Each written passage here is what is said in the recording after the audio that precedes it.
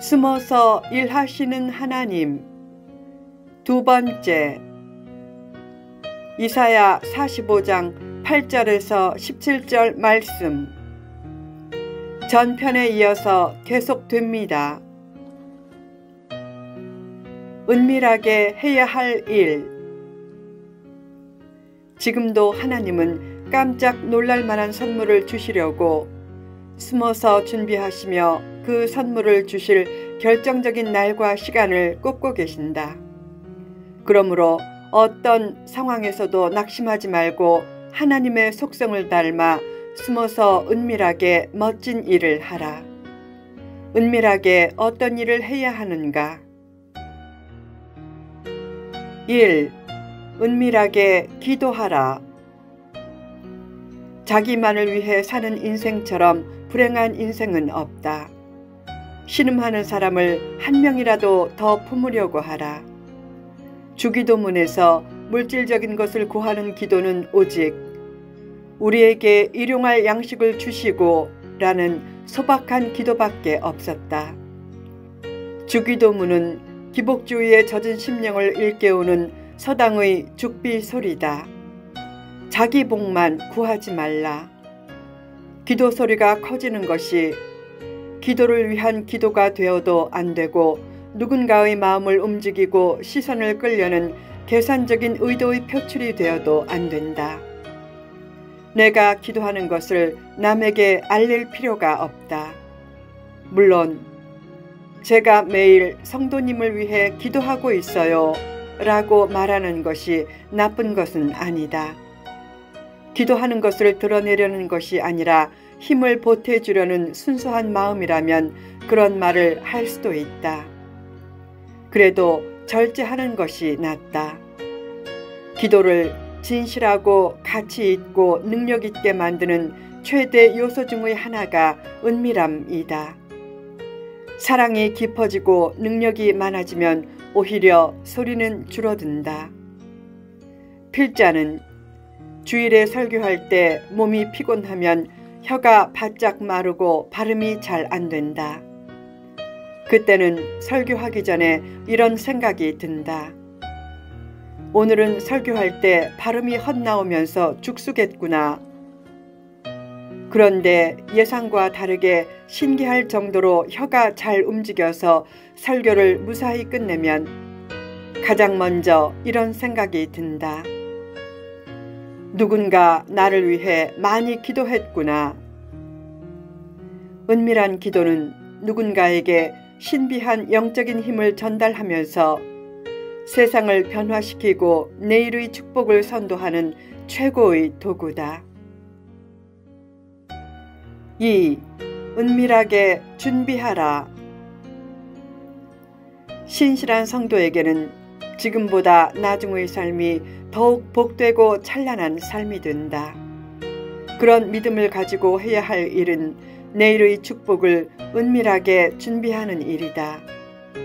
지금 사업이 어렵고 자녀 문제로 고민되고 재정적으로 힘들고 마음에 원통함과 억울함이 있을 수 있다. 그래도 믿음을 잃지 않으면 그 모든 어려움들이 합력하여 선을 이루는 재료가 된다. 그런 믿음을 가지고 축복을 감지하는 영적인 센서가 무뎌지지 않게 하라. 현재 상황만 보고 낙심하고 좌절하면 영적인 센서가 망가지지만 피와 땀과 눈물로 내일의 복을 준비하면 영적인 센서가 잘 작동해서 어려울 때 오히려 이런 하나님의 음성이 들릴 것이다. 믿음을 고수하라. 내가 축복의 때를 준비해 놓았다. 조만간 상황은 바뀔 것이다. 때가 되면 반전의 역사가 나타나고 준비된 축복이 그 모습을 드러낼 것이다. 그 하나님의 음성에 믿음으로 동의하면서 용기를 가지고 새롭게 일어서라. 찬란한 비전을 가지고 나아갈 때 가끔 재정적인 문제에 봉착한다. 아무리 계산해도 그 부족이 채워지지 않을 것 같다. 그때가 신실한 믿음을 보여야 할 때다.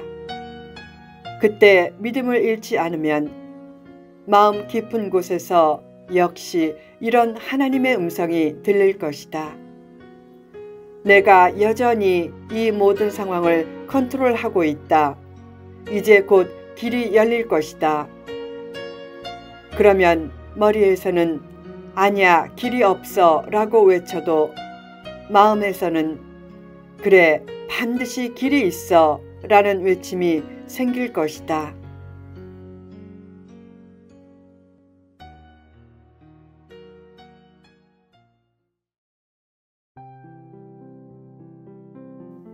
하나님은 모든 문제를 푸는 해결책을 이미 마련해 두셨고 꿈과 비전을 이루는 데 필요한 사람, 재정, 기회, 상황, 지혜, 창조성, 아이디어도 이미 마련해 두셨다. 일이 뜻대로 되지 않아도 좌절하지 말고 내일의 축복을 위해 은밀하게 준비하며 이렇게 고백하라.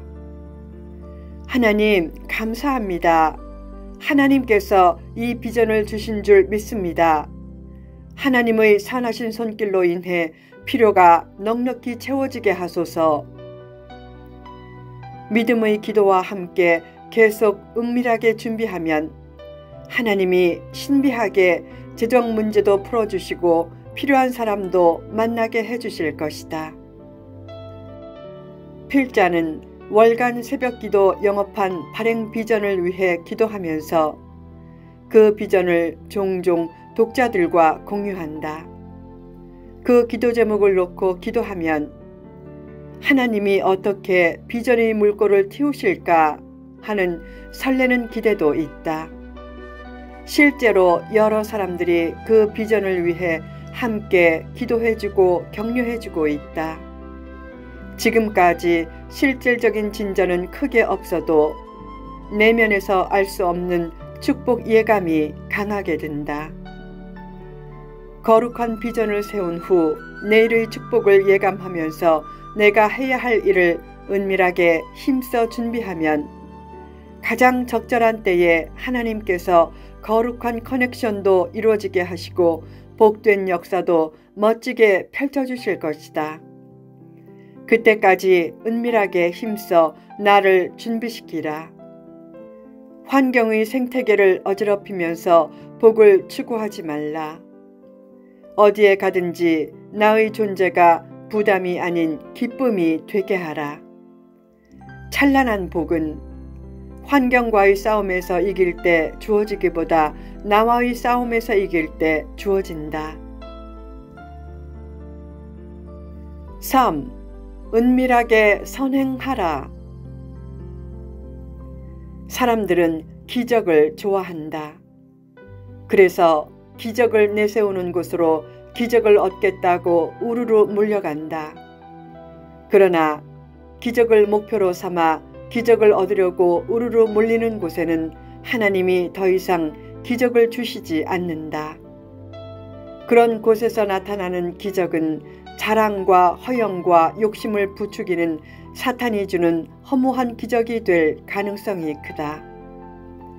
예수님은 기적을 광고하지 않으셨다. 기적을 일으키시면 오히려 그 기적을 아무에게도 알리지 말라고 하실 때가 많았다.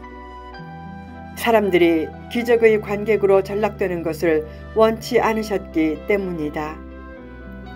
예수님보다 기적에 더 관심을 가지는 것은 일종의 우상숭배다. 사람들은 숭배 대상을 찾아 우상화시키는 본능이 있다. 그래서 스타가 생긴다. 그런 자기 우상화의 본능을 잘 극복하지 않으면 스타가 스스로 타락한 자가 되기 쉽다.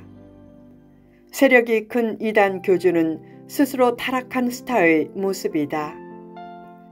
그는 많은 사람들이 추종하기에 대중들과 가까이 하는 것 같지만 실제로는 신비의 베일 뒤에 숨어 있다. 그러면 접근이 어려운 사람을 더 동경하는 심리 때문에 사람들이 더 추종한다. 얼마나 불행한 모습인가.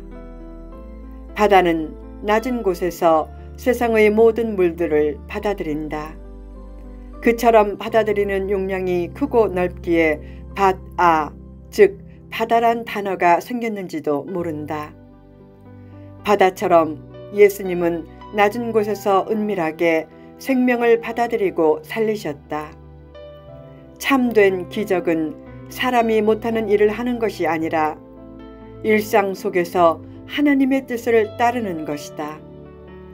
기적의 관객이 되지 말고 기적의 일부나 기적의 주체가 되어 은밀한 사랑의 실천자가 되는 것이 하나님이 기뻐하시는 기적이다. 은밀하게 나누려는 곳에 기적이 있다. 대접받는 일이나 주목받는 일만 좋아하지 말고 자아와 자존심을 십자가에 못 박고 이제는 내가 사는 것이 아니라 내 안에 그리스도가 사는 것이라는 고백을 앞세우며 살라.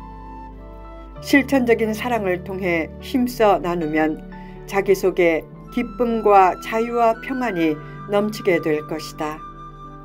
참된 사랑은 나눔의 능력이 커지는 것이고 참된 축복은 나눔의 여력이 커지는 것이다.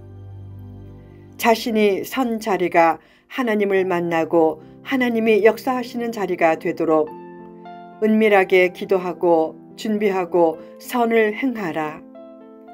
외형 신과 숫자 신과 물질 신을 버리고 음지에서 내 미래를 위해 멋지게 일하시는 하나님만 바라보며 살라. 그러면 이 땅에서 부끄러움과 수치를 당하는 일이 없게 될 것이다. 늘 하나님만 바라보며 은밀한 기도와 준비와 선행으로 숨어서 일하시는 하나님의 역사와 임재를 체험하고 하나님의 내밀한 사랑을 받으라.